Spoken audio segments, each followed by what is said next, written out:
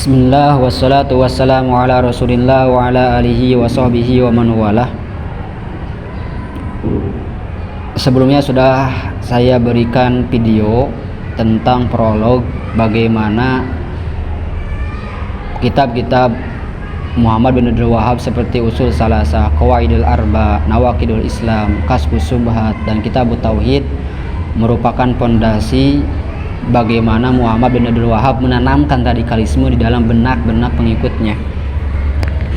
Dan perlu diingat dan dicamkan, yang dikafirkan, yang disyirikan oleh Muhammad bin Abdul Wahhab itu adalah orang-orang yang melakukan tawasul dan istighosah.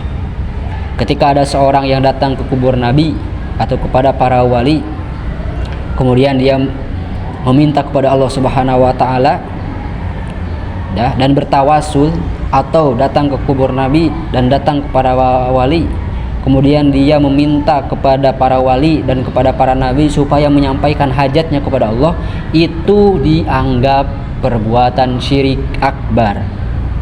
Ketika di zaman Muhammad bin Abdul Wahhab, orang yang melakukannya dianggap kafir. Ketika dia dinasehati kemudian dia tidak bertobat, maka halal hartanya dan halal darahnya, ya. Sehingga banyak negeri-negeri kaum muslimin yang dikafirkan oleh Muhammad bin Abdul Wahhab karena perbuatan ini. Bahkan yang lebih ekstrim adalah ketika orang-orang yang tidak melakukan tawasul dan istighosah, bahkan mengharamkan tawasul dan istighosah, tetapi tidak mengkafirkan orang yang melakukan tawasul dan istighosah, dia juga kena kafir. Dan itu jelas di dalam kitab Nawaqidul Islam bagian yang ketiga. Ya. Tetapi untuk ustadz-ustadz salafi hari ini dan ulama-ulama salafi hari ini, mayoritasnya, walaupun sebagian masih ada yang ekstrim, menganggap bahwa orang yang melakukan tawasul dan istighosah itu syirik akbar, perbuatannya syirik akbar, tetapi orangnya belum tentu syirik, belum tentu kafir. Hanya beda itu, tetapi pemikirannya masih tetap sama. Dan perlu diketahui bahwa tawasul dan istighosah itu dibolehkan oleh banyak madhab, baik Hambali, Syafi'i, Maliki, Hanafi. Bahkan Imam As-Subki, ya, menjelaskan ijma bolehnya tawasul wal istighosah terhadap para wali dan para nabi, selama masih meyakini bahwa yang memberikan itu hanya Allah Subhanahu wa taala. Baik, kita lihat ya bagaimana ekstremisme pemikiran, ya, radikalisme di dalam pemikiran Ustadz Piranda, ya. Di dalam kitab Usul Salasah syarah Ustadz Piranda di halaman 100, pokok pertama mengenal Allah Subhanahu wa taala, fa idza qila laka man rabbuka faqul rabbiyallahu alladzi rabbani wa rabba jami'al alamin bi ni'amihi. Ya, apabila ditanya kepadamu siapa Tuhanmu, maka jawablah Tuhanku adalah Allah yang telah mentarbiyahku dan seluruh alam semesta dengan nikmat-nikmatnya. Sekilas, ya, tidak ada nampak radikalisme di sini. Tetapi lihat sarahnya di halaman 103.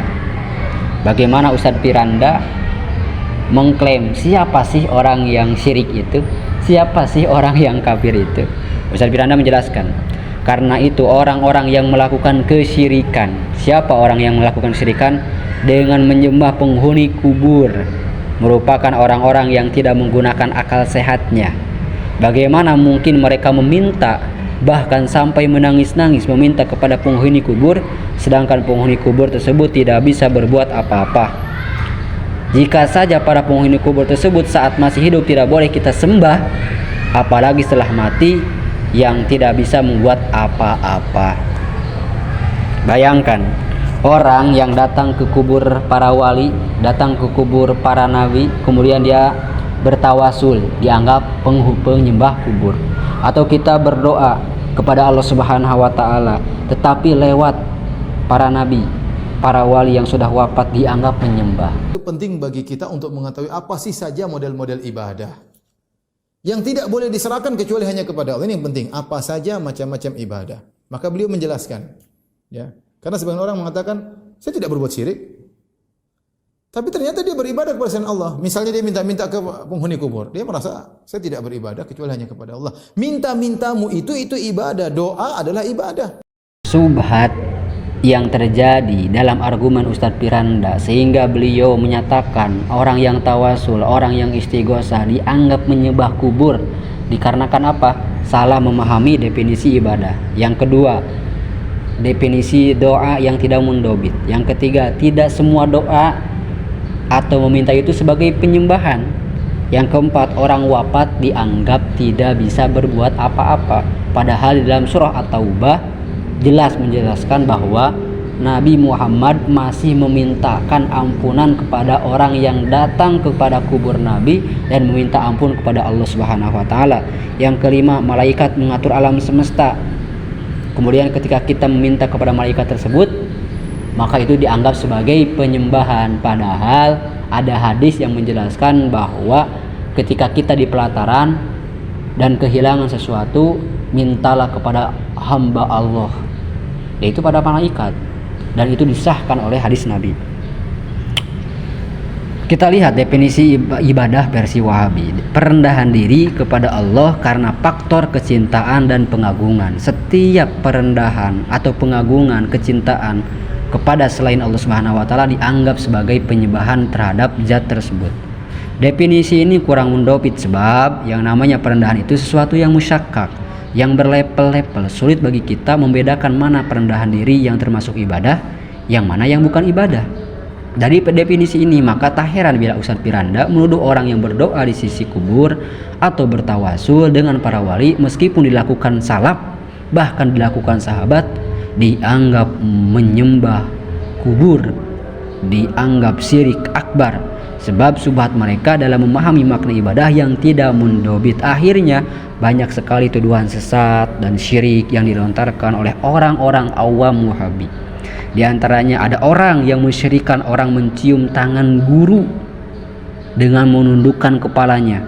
Ada juga yang mensyirikan orang yang melakukan hormat bendera. Ada juga yang mensyirikan orang sebab berdoa di sisi para wali. Dan bahkan ada orang yang mensyirikan orang sebab memajang foto para wali. Ya. Kenapa tindakan sembrono ini terjadi? Begitu mudah orang-orang awam melontarkan tuduhan syirik, sebab pemahaman tentang ibadah itu tidak mundobit, definisi tidak jamimani, kayu ukur yang digunakan tidak akurat, sehingga mereka begitu mudah melontarkan kata-kata syirik, kafir, sesat, penyembah kubur. Dan inilah yang diinginkan oleh Imam Wahabi. Bagaimana dengan moda pemahaman dangkal yang diberikan kepada para pengikutnya? Akhirnya pengkafiran, pensyirikan yang ia lontarkan kepada negeri-negeri kaum muslimin diamini oleh pengikutnya. Bahkan perampasan yang mereka lakukan mereka anggap sebagai ghanimah, dan pertumpahan darah yang mereka lakukan dianggap sebagai jihad. Dan apa yang saya narasikan bukan kedustaan yang sering kali dinarasikan oleh para ustadz Wahabi.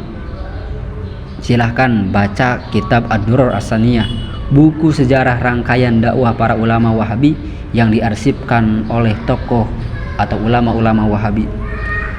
Di antaranya Takfirul Wahabiyah lid-Daulatil Utsmaniyah wa Ahlil Makkah al-Mukarramah wa takfiru man lam yukaffirhum. Pengkafiran Salafi Wahabi kepada Daulah Utsmaniyah dan kepada penduduk Mekah pada zaman waktu itu, dan pengkafiran orang-orang yang tidak mengkafirkan Daulah Utsmaniyah dan tidak mengkafirkan penduduk Mekah. Masya Allah, ngeri sekali.